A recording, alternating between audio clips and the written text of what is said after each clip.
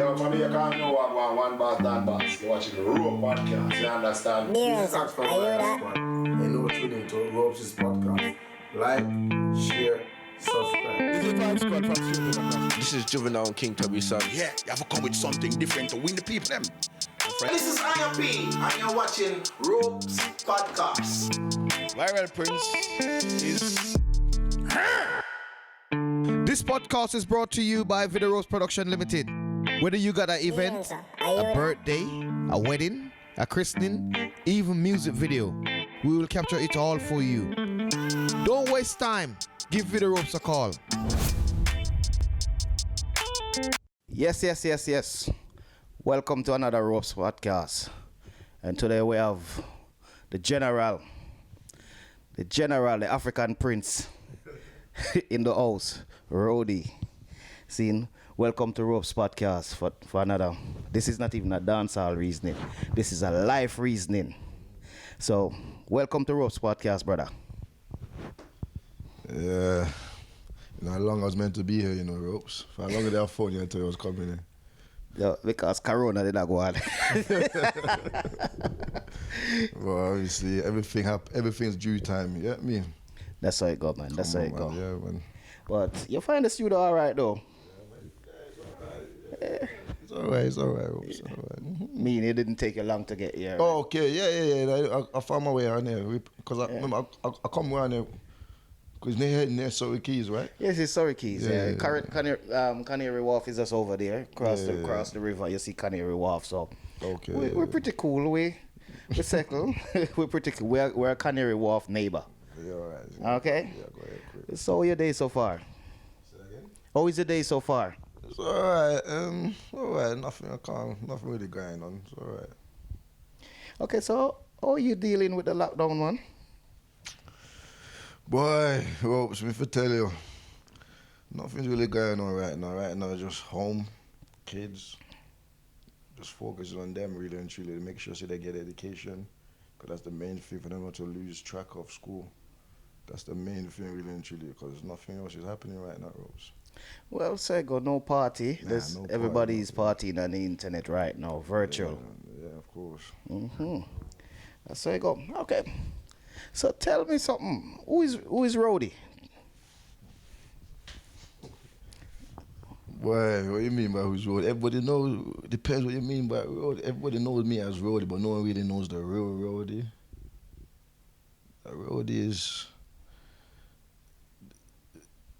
is me. This is Roadie, but there's someone behind Roadie where a lot of people don't really know. So that's what you're going to tell us now. You're going to tell us the real Roadie.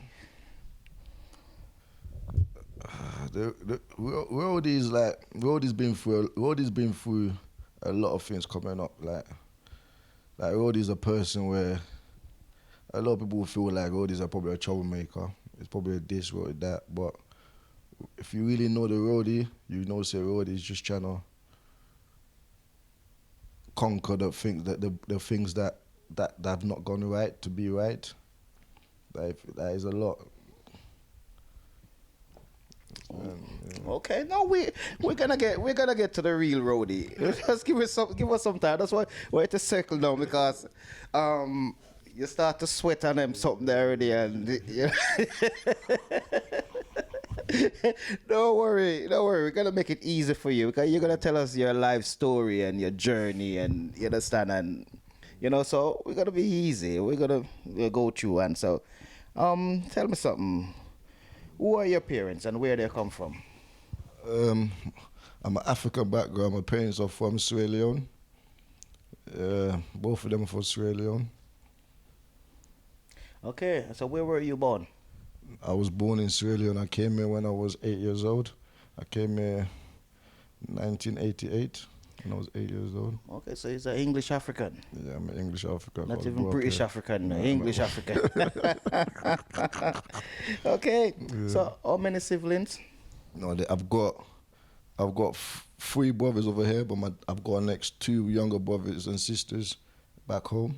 They're actually babies. Okay, so where do you fall in the family? I'm the oldest one. The oldest one. Okay. So everybody that's born here, every one of them who is in England born here. Yes, everyone was born here. I'm the only one that wasn't born here. And the other Okay. ones, obviously, the other ones that back home. Okay. So what was life like growing up? Because you're 8 years old, so you remember something. So what was life like growing up in Africa? Remember, I came here from Sierra Leone had the Civil War. I can't remember if you don't know about the Civil War in Sierra Leone. Yeah. That was one of the main reasons why I came over here, because of the Civil War going on over there. So going there as a child is pretty tough, because at the time, you see, like, it's more violence, you see. So my dad didn't really want me to really see over that, but I've already experienced the violence of the people getting killed in Sierra Leone. So that's one of the main reasons why my dad called me for me to come over here, for me not to witness them type of lifestyle. Yeah, so growing up as a child in Sierra Leone was really tough. It was really tough. Okay. So at 8 years old, you see a lot of things. Yeah, at 8 years old, I see a lot of things in Sierra Leone, yeah. Okay. What was school like in Sierra Leone? I can't really remember the school, because for my dad telling me, I didn't really used to go to school. I used to say I'm going to school, but end up in the next door neighbor's house. My dad telling me as a child, but I don't really remember going to school in Sierra Leone. I was more, Okay. I don't remember all of that, no. Okay. You came here when you was 8. Okay. What's the feeling like to leave Africa and to come to the UK? And I know you come here because of the Civil War. Yeah. So what was that feeling like? Because it's like a different culture. What was it like coming here first, or it didn't matter to you then because you were young? The feeling was, remember, over here is more like, I came here when I was 8 years old. When I first came here, I remember my parents and I left me from Sierra Leone when I was 3 years old to come here. So I was raised over my nan, furthermore. So when I came here, it's the first time me unite back with them at 8 years old. So coming here and I have to adapt into the England, different lifestyle, different environment, different people, different friends. So it's kind of, at first I love it, I like it, because it's not like, you don't have a lot of responsibility as an 8-year-old. But 8-year-old in Africa, you have more things to do. So over here it was more relaxed, so I like it. It was more like, you're a kid again, you're a child. When Africa, an 8-year-old, you got responsibility that a normal 8-year-old wouldn't have, because you grow faster in Africa. Yeah, so I liked it, because you can be a kid again at 8 years old. Okay, so you get to enjoy your youth in you England. get to enjoy your youth. And Okay, so how well did you understand the two culture, the African culture and the British culture? the African culture is one rule, one order, because me growing up, everyone was under one umbrella, whereas there's no one thing, whereas you shout, like, you must listen, you must do this, you must do that. Everyone go under that umbrella. Everyone's got a routine, and the routine is the same routine. But over here, there's different routines. Like, it's not you must do, is what's best for you to do. There's wrong and the right. They will show you different options, so you have more options to choose from over here. So like, for me, seeing that option, thinking, all right, so it's not I must do no more. It's I actually got to say now, because that's how over here works. Growing up in Africa is you go under instruction, and you have to follow that instruction, because your peers all go in that same instruction. So you got no choice but to follow that instruction. Okay, so your parents are here. Did they still instill their African tradition or the African belief in you or in all Africans? Yes, I won't say no. Yes, they did. But the problem why I would say but is because they did, because you have to understand that they left me when I was 3 years old. So it's like 3 years old to 8 years old. The 8-year-old in Africa is not the same 8-year-old in England, because the type of things you see is not the type of thing 8-year-old here will see. So my head has been expand to things where I'm not supposed to see as an 8-year-old. So they did try. I want to say that they tried. They didn't try, but they did. But they also didn't realize that they're not in the tradition world no more. They're in a reality world now. So it's not. We're gonna raise you how you want to be raised in Africa, in here as well, because it's not gonna work, because it's not the same order that it was in Africa, where everyone goes under the same rule. Like your next door, your next friend, your mom will tell them the same thing. That over here you have different ethnic friends. You have white, black friends, so it was kind of a challenging for them. So was it challenging for you as a young African man growing up in a mixed culture? To be honest with you, I knew it was challenging, but I loved it. What you love so much about this Western world? The reason why I loved it, because as a child, like, it's one of them ones where I loved it because my friends, they will say no. I'm not used to people saying no to their parents. I'm not used to, like, people, I'm used to just, you have no talk. You just have to just do what they say. Yeah. But over here, people got options, so I like it. So I thought, all right, so I'm going to jump on that. I've never had that before. Man, you did Rudy though, why you like that to the Rudy. As you say, you love it in England. You grew up in England. England become your home. Yeah. Do you go back to Sierra Leone? I went Sierra Leone in 2000, because when I came here, it took like over 20, from when I came here in 1998, I went 2017. So you do the maths, how much years is that? Roughly 2008. You come here 2008? No, I come here in 1998. 1998. And I went 2017. Okay, I do the maths That's later. that's over. Well, that's coming up to 20 years. 20 years. Mm-hmm. There's like 19 years. So okay, so what was it like being back on the African side for the first time? When I went there, the reason why I went there, because I wanted to see where I came from. Because I come to the way of, I come to a different understanding of all right, let me go back where I come from to understand why I came here. So I went there to see where I really come from. So when I went there, I see the kids that I actually grew up with and what they're doing now, and they're seeing me, so they're seeing me different. So I went in a way of... They see you as foreigner. They see me as a... Over there, they call it JC. That's how they call it over there. Like, you just come in. That's what they say.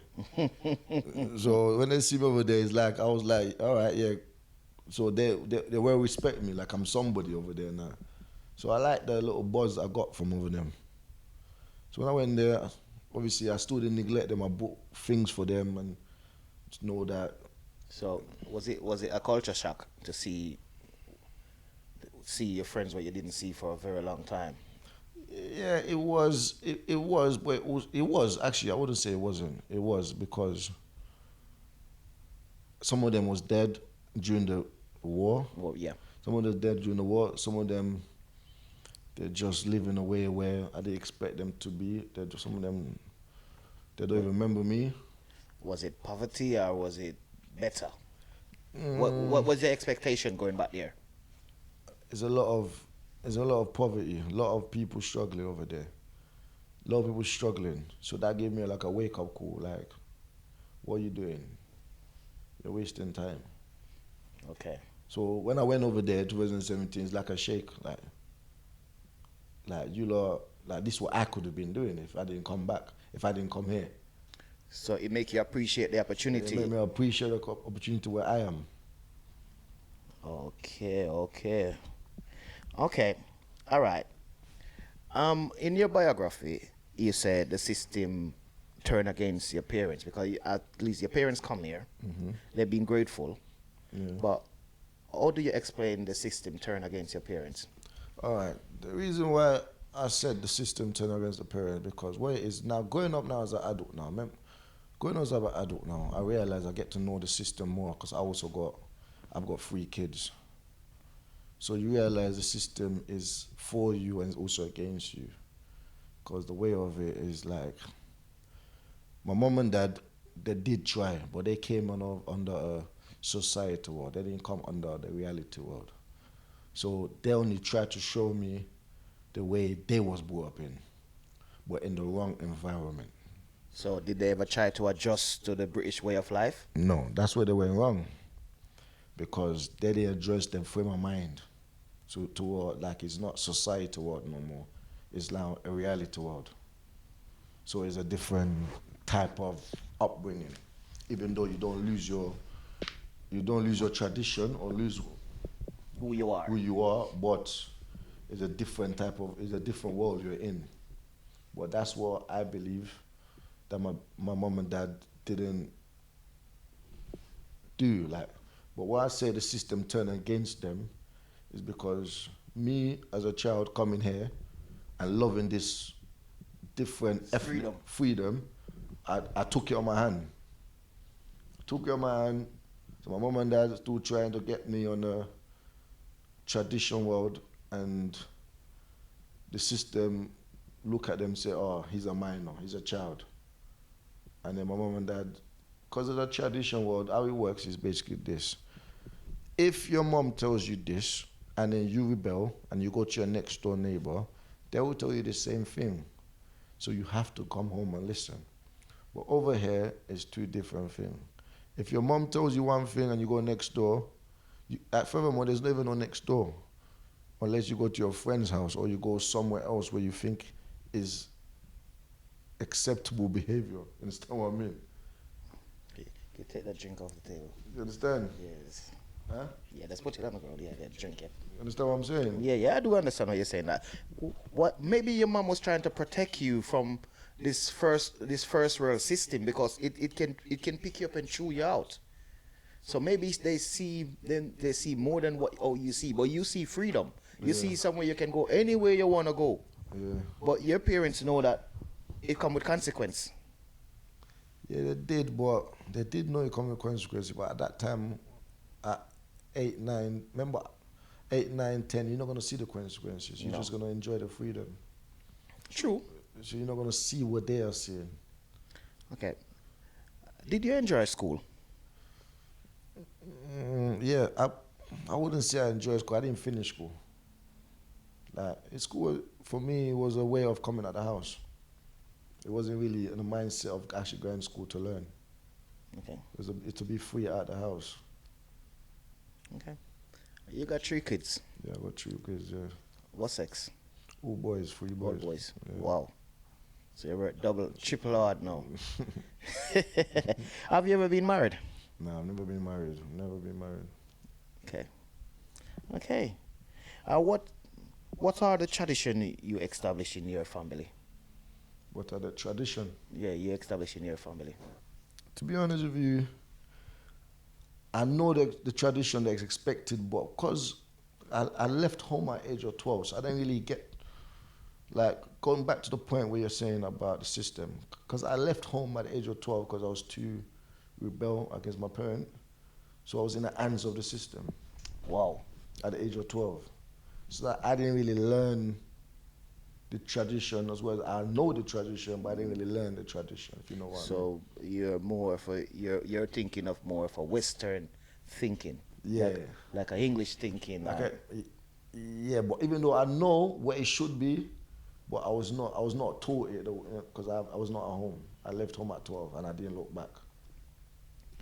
Okay. So where do you live now and why? Well, right now I live in Hackney. I've always grown up in Hackney, and right now I'm at Hackney, and that's where my mum and dad when I came to this country, that's where they were living, Hackney. Okay. So when was the happiest time in your life you can remember?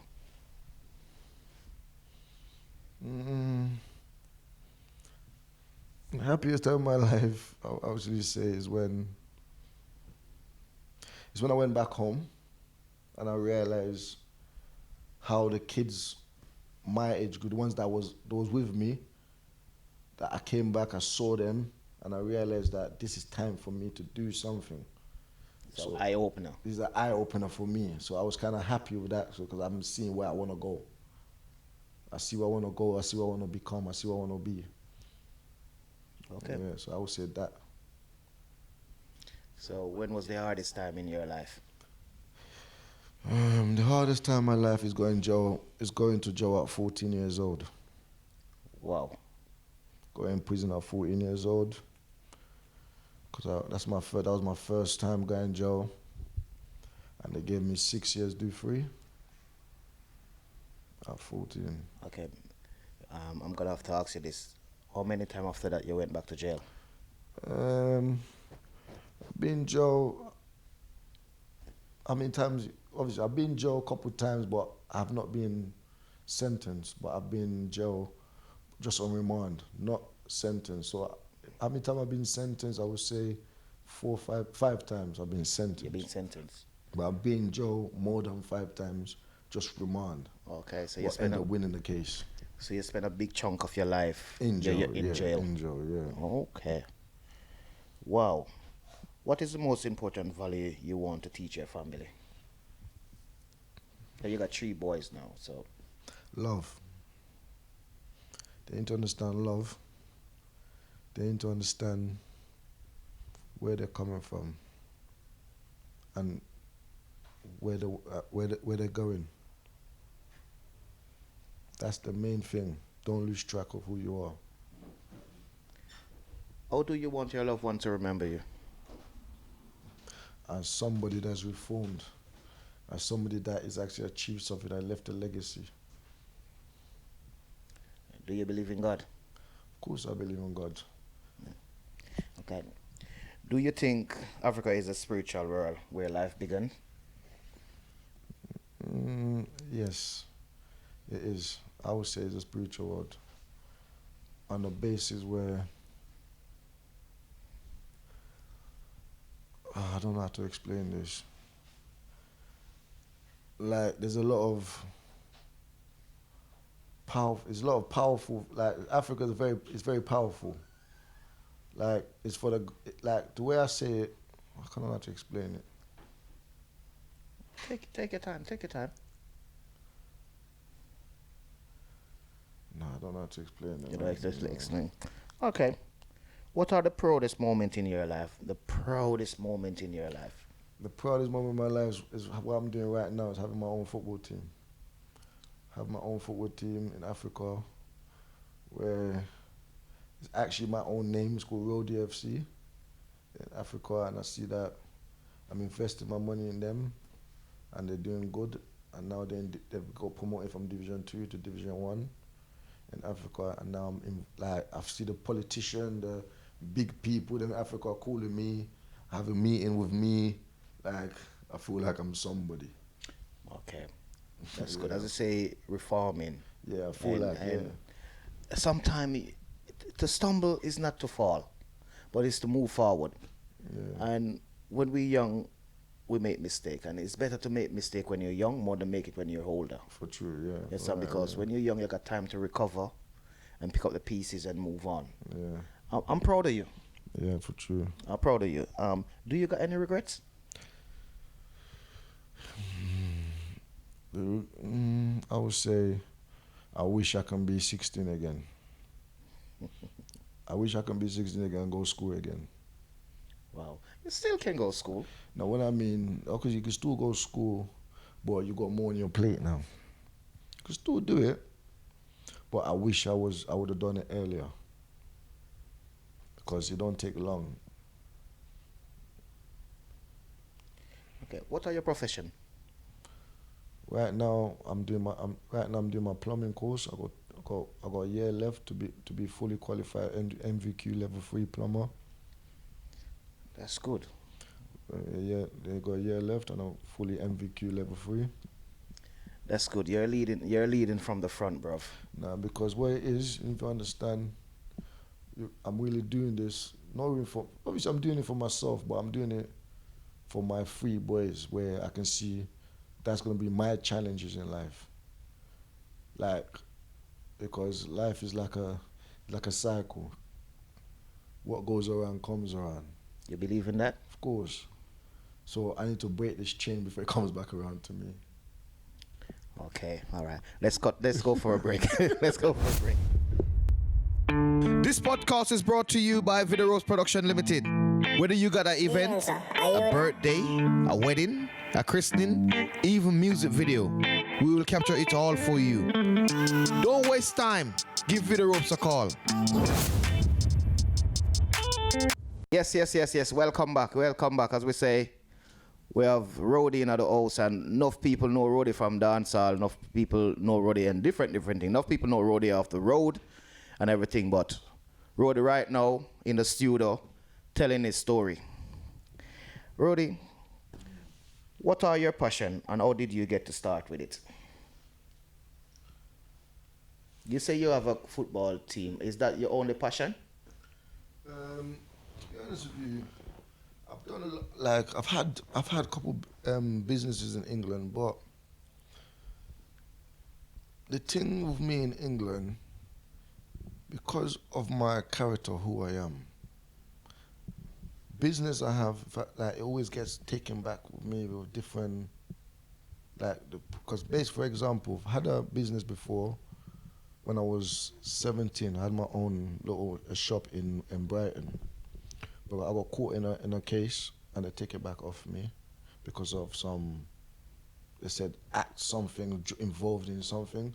So I started realizing, you know what? England is not for me. So England is just for my kids.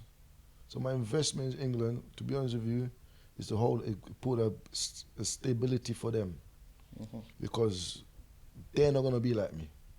They're going to start in a different platform for me. And I'm going to make sure that happens. But me moving forward is Africa, where I came from. So in Africa, like I said, I started my football team in Africa. And also right now in the product, I've got 3 acres of land in Africa, not 3 acres. I need 3 more acres to get a gated community. So from there, I'll get like a community housing scheme and gate it out. Because I see the grabbing there and grab it and go back where I'm coming from and make sure that my kids are all right. Wow. Your kids are your passion. Yeah, over here.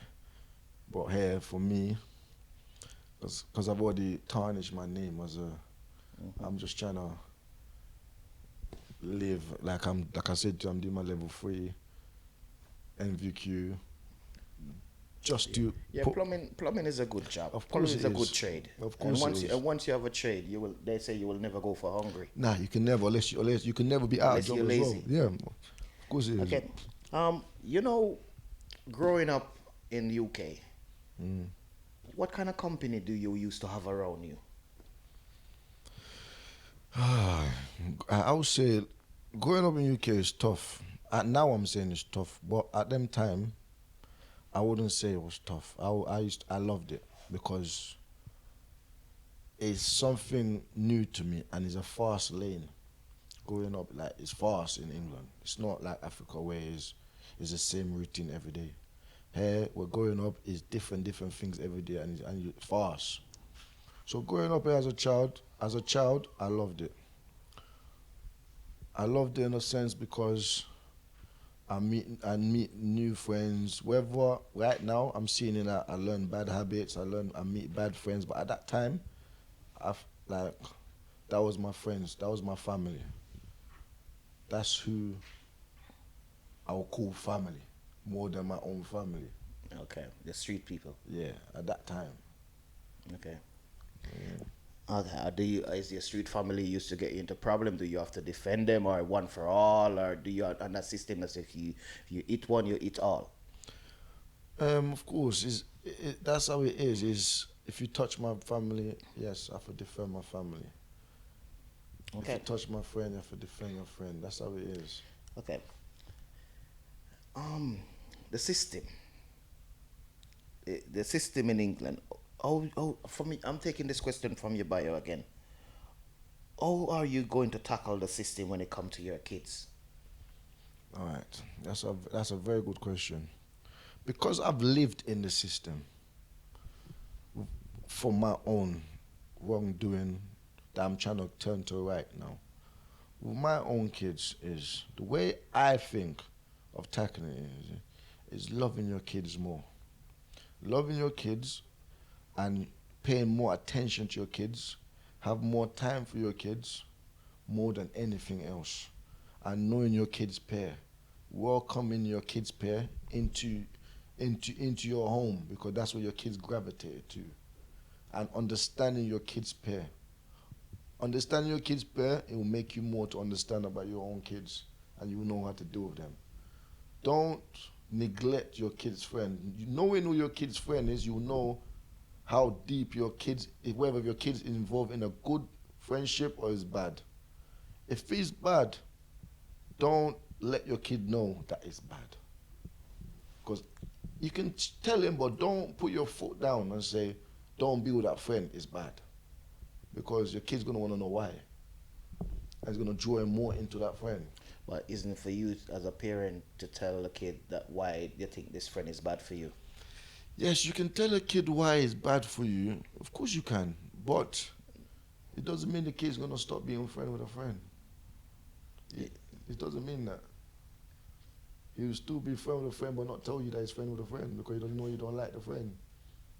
Is it because you used to do the same thing, you think your child will come and do the same thing? No, I used to do the same thing, but my mom used to tell me the friend's not good, because my mom never knew, or my dad never knew my friends. So I kept my friends from arm's length, because like I knew my moms didn't like what I was doing, so I didn't want my mom and dad to embarrass me in front of my friend. So I kept them far from me, from home. You understand? But which I think, as an adult now, is wrong. Knowing your kid's friend, welcome them, and study them.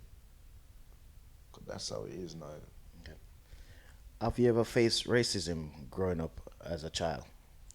The only place I would actually say I faced racism is when I was in prison, when they moved me to a prison in Northumberland. Northumberland, that's near Newcastle, Northumberland, where it's more of a Scousers. So when I was prison up there, 'cause I got moved up to Newcastle, from London to Newcastle, you know the distance, kind of far. Yeah. But I got into a little trouble in a London prison, so they moved me to Castleton, where it's a bit more racist over there. So that's the only place I'll actually say I experienced racism. Okay. You understand? And how do you deal with it? Well, to be honest with you, there's no way to do it because you're surrounded by them. Because there's not a lot of Your own people. Your own people there. So that's when you learn sometimes to ignore and swallow it. Because if you try to attack it, because I did at first, I did try to attack it, but it didn't really get nowhere. So the only option is ignore. You understand? Okay. So where do you see yourself settle down in life? To be honest with you, my last child now is 2 years old. So I would like for my kids to be stable here. They got what they need here, and I just go back home and handle my business back home and handle my everything that I got, like my housing, my taxis, business, my football team, everything back home. I handle it. I just come here to make sure my kids are all right, and then go back. So I need to know when to leave my kids, because I can't leave them now. I have to know that they are in a situation like by 21, they should have been finished school, into something, doing something. But I still wouldn't leave them there. Okay. So most parents, or some parents, take their kids back home to educate them, for them to catch on to the culture and know about their roots. Are you one of them parents who think you would want to do that? To be honest with you, remember, I'm going with the time. Like, you give it 10 more years, there ain't gonna be no more culture. You think so? Of course. I'm going with the time, not naive with the time. 10 more years, everything's Western. That's the saddest part of it. Like, if you look at the kids nowadays, I'm not talking about me growing up. Me growing up, I had to respect my uncle. respect my auntie. As bad as I think I was, to my auntie and uncle, I'm the little baby. But kids nowadays, they don't have that. So imagine my kids that they reach this stage. How would they be? Culture's out the window, to be honest with you. Because if you look at Africa, Jamaica, Caribbean right now, most of it's Western. You can correct me if I'm wrong. I'm gonna play devil advocate here. Yeah. So I'm still gonna stick with my culture, and I will instill my culture in my kids. Okay. You're also a promoter and a dancehall supporter. Why dancehall? Is it because you grew up in this culture? The dancehall, you know what it is? Remember, where I'm from, Sierra Leone, like, the language itself that I speak is similar to Jamaican. So I gravitate more with the Jamaicans when I left home. Like, all my peers were more Jamaicans. So I start going into their parties. And I like the music. I like what the music is talking about. I like what it is. So that's what gravitated me to the Jamaican culture. And from there, I didn't turn back. I didn't even go to African club because I never had no African peers. All my peers been Jamaican, West Indians. Are your kids' mother Jamaican? My first one, she's Congolese, but she's born here. Like, she's English Congolese. My other one, she's Jamaican. Yeah, she's fully Jamaican. Yeah. And the last one? No, I've got two. I've got two with the one now. Okay. And I've got one with the first one. So I've got two baby mom. Okay. Yeah. Okay. So, what do you think about the UK dancehall scene? To be honest with you, when I started going party when I was very young, when I wasn't even allowed to be in a party, I was going there. It's different from how it is now. That's my opinion. Like, there's something, they're losing something. You're losing a culture, like you said. To be honest with you, like, I won't call it dancehall no more. I'll call it a party. Do you understand what I mean? Oh, because it losing the dancehall culture. Yeah, because when I was going, it was different from how it is now. Okay.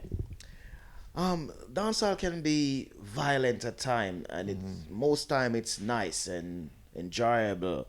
And what do you think about black and black street violence? You know what it is? I'll be honest with you. Remember, I've lived it. I lived the violent thing where it's all a phase and some of it, to be honest with you, no one wants to kill no one, really and truly. No one really wants to kill no one. No one really wants to be in jail doing life. I can tell you that. Unless it's to do with something like where they really cherish, like the kids or anything else. No one really wants to be doing jail doing life. That's the bottom of the truth. But I'm not saying like that some of the violence that happens in the dancehall scene, I'm not gonna sit and say I'm good as gold because I'm involved in some of them violence. But like, you know. But some of them, to me, it's pointless. It's one of them ones where I feel, oh, thank God I didn't stab the man or shoot the man. Do you understand what I'm saying? Okay. Do you think most of the violence in dance, do you think that is stemmed from jealousy? I would say peer pressure. Yeah, you can put jealousy, but I would say peer pressure. What do you mean by peer pressure? Like, some things can be avoided, but it depends on what type of situation the argument arises in. Like, if you and a man have an argument in front of people where you think highly respect you, you have to hold that image. Oh, so it's an image thing then. Yeah, it's like an image thing. Okay. All right. being a person who coming from the street and violent, as you say, Yeah. growing up young in your younger youth and thing like that. Yeah. What do you do to stop the current situation that's going on with black and black violence right now? What do I do with the kids them right now? Yeah. What do you do in your What life? would to I stop it? do? Yeah. To be honest with you, see these kids them nowadays, they're losing the topic of the like they lose what it is. Me growing up as a child to them growing up as a child is different morals. Like I don't understand the kids nowadays. I don't understand their logic of being on the street as a gang member. Because our logic of being in the street as a gang member is the respect and the public and being everybody know who you are. But their logic of being a gang member, I still don't understand it. Because to the sense of like they're killing their own friends and they don't have the motive of what it is to be on the street. Because people like when I was growing up, the motive of being on the street is to get money because your mom don't give you money. Your dad don't give you money. But they will still depend money from their mom and dad and still stay home and still do this road. If you know what I mean. Because when I was doing this gang thing, or when my parents were doing the gang thing, was not at home. Okay. You understand? So how do you play your part to stop it?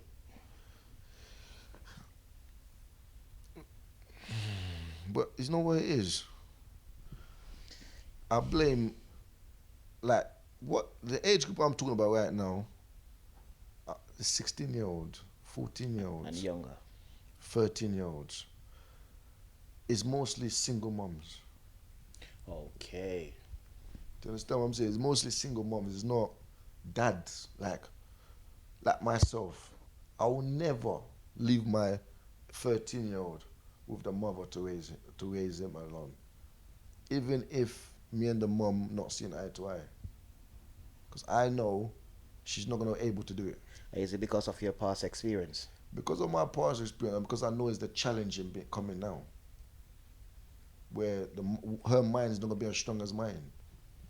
Is it something to do with the system, the way the system Of set? course it is. Of course it is, because the system is set like that. And the single moms, they don't understand that. Okay. You understand? But that's what I believe it is.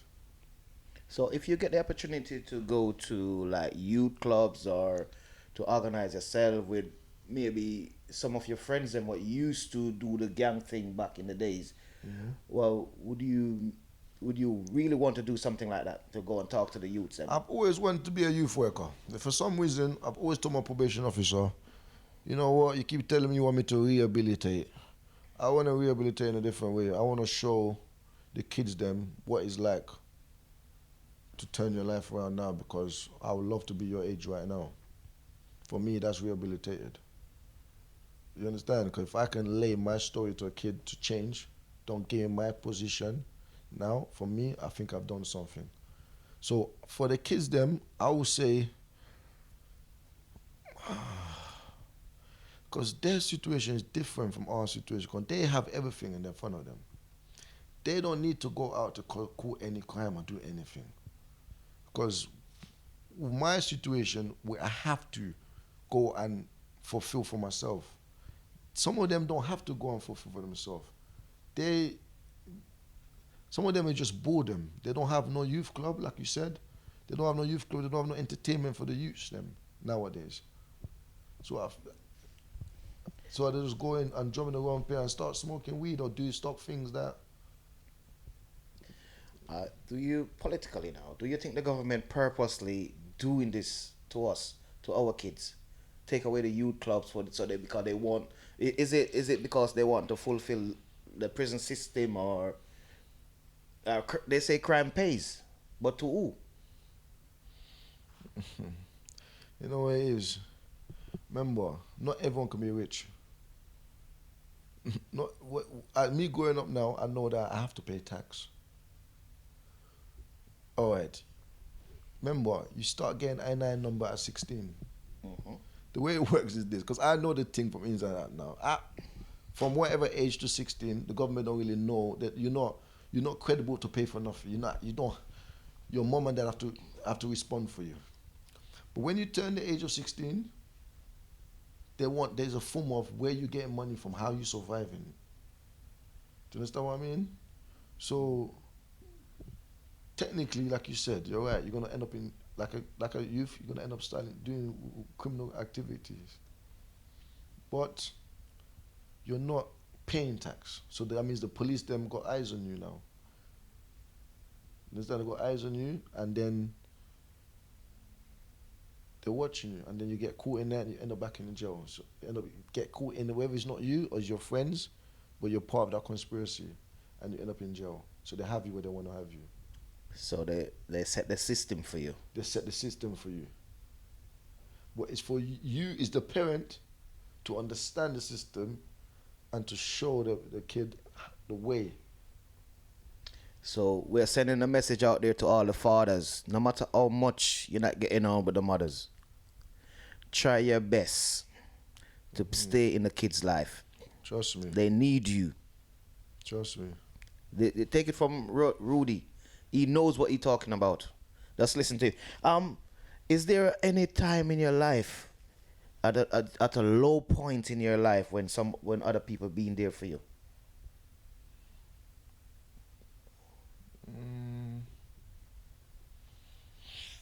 That's a very hard question. Because my lowest point in life is me being in jail. When no one's been there. Where I have to uplift myself. So I can't really say, yes, there's someone been there for me. Because as you know, my parents, they got one belief. You shall listen. If you don't listen, you shall learn the hard way. Mm-hmm. That's where it is. And as you know, the street, there's no loyalty. Out of sight, out of mind. So when you're in a dark place, only you need to know how to uplift yourself. Okay. So when did you learn that the street have no loyalty to no one? It took a couple times. It took a couple times I had to go in a dark place to realize it. Remember at 14, when I went in first, I came out at 17, went in there a couple more times. I learned when I reached 24. When I reached 24, but this time my son come visit me. My first son. 24. Went back to the prison cell. Said to myself, you know what? Only me alone come here. And only me alone is going to leave here. No one business. Wow. So it made me realize to say, you know what? Only you here. No one else knows you're here. They know you're here, but no one else cares that you're here. So only you have to come back out. You understand what I mean? Yeah. Mm-hmm. When you're on the street, how do you work through the differences and disagreements when you have an issue with someone? What, someone that don't like you, or someone that it was your friend, or any disagreements? How do you work it out? it's different. For example, someone that don't like you, it's hard to work that out because disagreement was there already before if you meet them up. Like, for example, you can have a disagreement with someone that don't like you, but when you see each other, there's no time to try to solve out the disagreement because he's on one thing, you're on one thing. So problem. But someone that you and them are friends, it takes the bigger man to swallow his pride and show and create the image that he's more higher than you. It's more like because if both parties are going at it, like say you and your friend and both you're stubborn and no one's willing to give in, that's how problem starts. So you can't lose track. Remember, your bigger goal is not this argument. It's not who's more tougher than who. It's my project. So I'll give it to you. Okay. You understand what I mean? Mm-hmm. Yeah. There's a lot of postcode war going on south, west, north, east, all over the place. From your experience and coming from the street, how do you deal with the postcode war, and why the postcode war? To be honest, that's all stupidness. Because the postcode was there before I came on the street. Growing up now, I know that. But at them times there, I'm defending My hands. where I come from. So my postcode be E5. You defend E5. And then you war people from wherever, E9 or E8. There's nothing to do. Everyone's bored, so you war. And no one can really tell you why you're warring. So it's an unnecessary war. To be honest, it is unnecessary. This is what I'm saying. It's a war where there was no reason. You lot went to go and create the reason. Because now you're going to war and you're going to end up stabbing one of them. Now there is a reason. But there was no reason in the first place. Okay. Let's talk about relationship. Okay. How strong is your relationship What are you talking about? with woman? with your baby mother? See, I'm not with none of my baby moms right now. Relationship is a very strong topic. Elaborate. The floor is yours. Alright. See, in life as a man, you need to know how to. You need to know how to ignore. As a man, like when you meet a woman as a man, you need to find out. For example, count me if I'm wrong. 90% of these women out here are broken. To the point where, for you to meet a woman right now, there's a reason why she's single. There's a reason why she's single. Go on, brother. So you need to find out first why. Mm-hmm. But what is, women are very funny.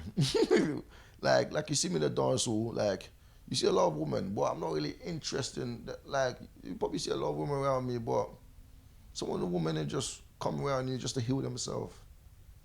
They're broken, innit? But they're not coming around you righteously. Or they'll come around you because some women will come around that they've been doing on their own. They've been playing man and woman. So when they meet a man, they don't believe the man should tell them what to do because they've been doing man and woman anyway. Yeah. So you see the confusion in it. So when you meet a woman, you have to find out how broken she is and find out how to heal her and get her back righteously. If not, you're going to have a problem because one wrong move, she's going to get a flashback. When she gets a flashback, her guards come up. Guards come up, I hate that. That's how it's funny. Okay, so how do you deal with that situation from your experience? All right. It's hard, but from my experience now, the next woman, I'll just, from my experience now, when I do find a woman, like I said, I have to know where she's coming from and try and use my head how to fit into her journey, how to make her journey better for my journey to go forward. That's Okay. Do you want to marry one day? And that's a very good question because, as from where I'm coming from, my dad always asks me that because I'm the first boy. Like, I have to set the trend. So they may always ask me, when am I going to get married? When am I going to get married? Because my brother can't get married before me. Okay, you have that. You still live by some of the tradition. Yeah, my brother can't get married before me. I have to get married first. So you're holding back your brother then, innit? Really and truly, yeah. You understand? So I always tell my dad, like, I ain't found the right woman yet to marry because for me, marriage is not just a word, would you marry me? And yes, cool, they were married. No. It's a woman where I can say, you know what, this woman understands me and she accepts, like, she accepts the worst and she's seen the best of me. So she knows me. And I can actually say, this is my appreciation for you to be my wife. It's not just wake up and I like you, I don't want to lose you, so let's get married. Yeah, but you need to set that example for your boys because do you think that your boys then will have the same tradition, or they would just go off in the English tradition and just married anyway? Don't care if they're married. Which one married first? Yeah, now I understand where you're coming from, the tradition bit. Yes, I'm not. What I mean, like, tradition will be out the window. Like, back to your point. When I mean tradition will be out, I don't mean there will be no more tradition. It's my job to implement the tradition in them. But the problem, like I'm saying, there's not a lot of people like me or my that want that still understand the tradition, that want to put the tradition on the kids. There's a lot of people that just live with the time, where it's harder for me to show my kids the tradition where they're gonna have pairs that get different belief. You see the challenge. But yes, I would want them to believe what I believe, that marriage it comes from what you lot been through. And Let's cut for a second.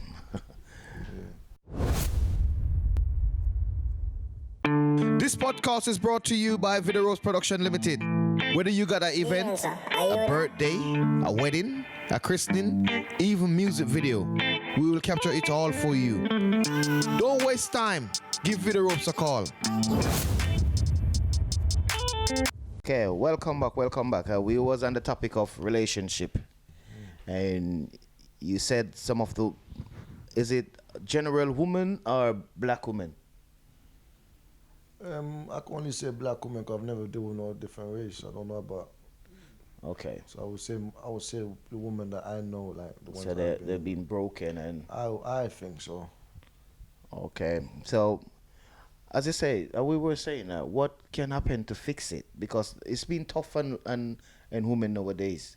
As I say, men get them pregnant, going after a next woman, still chasing what's in front of them. Some gone to prison. So they leave the problem of raising up the child with the mom.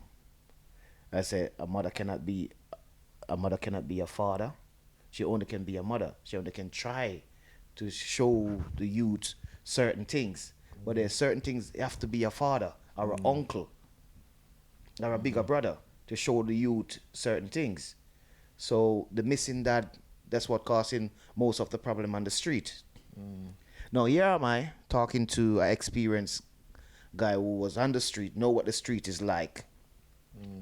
And so I'm looking for a solution to make the black woman happy, or to make the women's happy. Okay, what solution do you have for us? All right.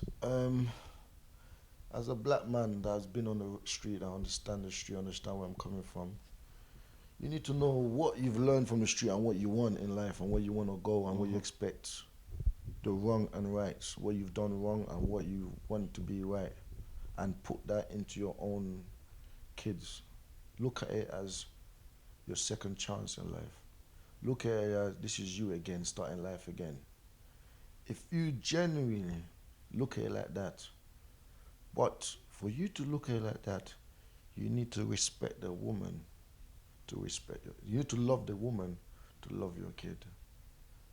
If you don't love the mom, you're not going to love the kid as you say you love the kid. Regardless of you and the mom's situation. Yeah, but the mom situation could never stop you from love your child. No, but it doesn't stop you from love the child. But I don't know, like you love the mom to love the kid. You know what? I'm not gonna support you in that one. Why are you gonna say that? Because you can love your child endlessly. And because, hate the mom. No, you don't have to hate the mom. Maybe you don't even get on with the mom. Yeah, but you still love the mom. You But can have like the not mom. love her to be with her. Yeah. That's what I mean. Not love her to be with her if you're not in a relationship with her. Yeah, have to you love her. appreciate what she's doing for your child. Yeah. And you encourage her, and it's nice to have a good relationship. Yeah. Have respect, a good relationship with your ex. Yeah. And then it make the child feel better.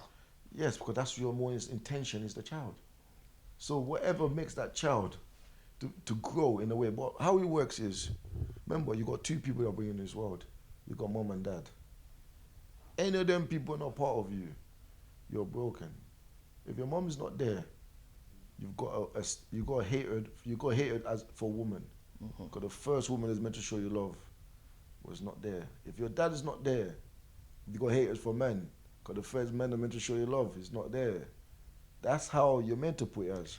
Okay, so that's why the street messed up. You because understand? the one parents thing kind of mess up the youth them head. So Yeah. they don't have respect for uncle or because the man don't just. Yeah, man, you understand what I'm I saying? get you. That's what I'm trying to say. But as someone that come from the street and you reform from the street, you understand to know that even when a woman's giving you a hard time, you still love her, innit? She's just going through a phase, innit? But yeah, don't worry. I don't love you to sleep with you, but I still love you. Because I love my kid. Yeah, enough man can relate. Enough man can relate to that That's story. what I basically mean. Let's go back to the party scene. Because you say you don't call it dancehall no more. Yeah. It's a party. You know when a promoter have an event Yeah. and the event is going on good, and somebody like you now, not you now, but you before, Yeah. come into a party and you cause and there's a violent scene, and you're involved in the scuffle, and the party get mashed up. Yeah. Do you regret that, knowing that the promoter lost his money and maybe the DJ, the videographer, the picture guy, and whoever worked with on that night can't get the rest of their money? Do you feel, as a promoter yourself, do you feel anything that you done something wrong and you mess up the whole night for everyone? Well, so obviously I'm going to be as honest to you because I didn't come here with the intention to lie about nothing. At that time, when you're doing them things, you don't care about no one. You're just doing it to protect your image. So you're not in no care about promoter or none of them people then, because like you're not looking at them as yourself. You're not looking at them as is your party. You don't care whether they get money or nothing. You're just doing your image is to protect who you are. So you're gonna do whatever it is not to lose that name. So you don't care. You understand? But at that time. But now, Looking back now, I don't know why he kept that party. It probably was for something. He's probably got a reason. He probably wants to do something with that money. So you look at it different. That he's probably lost something. Because if a man play with your kids, like your kids' money, whatever it is, you're gonna feel away because you think this money is to do something that could have benefited my kids. So you take it different. So if a man's keeping a party now, I have to look at it like me keeping a party. I have to know why I'm keeping a party. You understand? But at the time, I never looked at it like that. I just thought, you know what, someone take the piss, so I just go and do what I'm doing. So being a promoter now, Yeah. you see the different side of the coin. No, it's not even as such as promoter, because the word promoter is just a word, promoter. It's not. It doesn't mean nothing. It just means because you keep party, they call you promoter. But it doesn't mean nothing. It's just a situation where, yeah. But looking at it now, I know people invest the money for a reason. So anybody that invests the money, respect the way the investment's going. Because I've got my investment. Like I wouldn't want to know now, my people them in Africa, they're not putting my money in the right way. Because that would destroy me. So if you keep your party ropes, I have to know that you've got a reason why you're keeping this. So I respect it. I will come and I'll support and buy my drink and say, you know what? Ropes is party. Wherever it's going, where my money is going to good intention. That's how I look at it. Yeah. Because I've got intention for my own. I don't expect me to have intention, you don't have intention. When you look at it like that, you will support someone's party righteously. Yeah, that's how I look at it now. Okay. All right. Tell us some more about your football team in Africa and how are they coping with the pandemic right now? Anyway, my football team in Africa, the way I started, let me begin with how I started about the football team in Africa. When I went to Africa in 2017, like you said, Africa is more like a spiritual world. It's more like don't show off on people that don't have. Help if you can. Don't go there like you have it and they don't, and like you're showing them of them. So when I went there, I saw like, you know what, there's a lot of people here that are struggling. But I can't help everybody. But I have to not also remember, I have to help you to help myself. So what I'm going to do, all right, there's a lot of kids around me. I want to make my own football team. That's how it started. But my own football team will benefit me in the long run. Because it will benefit them now because I got 3 age group. I got under 8, under 10, and senior team. But my under 8 and under 10, I have to provide a school fee. So I'm helping them, but it also benefits me. But they probably don't see that. But I have to see my dream. Okay. Do you understand what I mean? Okay.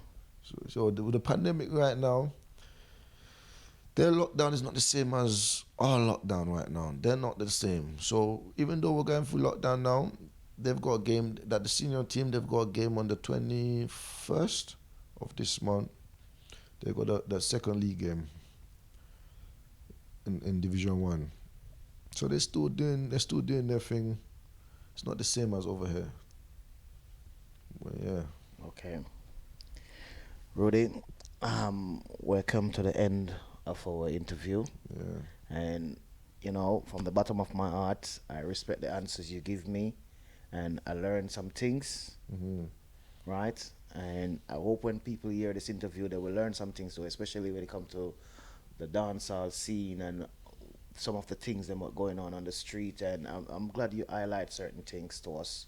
And then we can move on from this and people will hear your interview and change their attitude. And just know that we are one. Yeah. And let's support each other. Yes. Ready?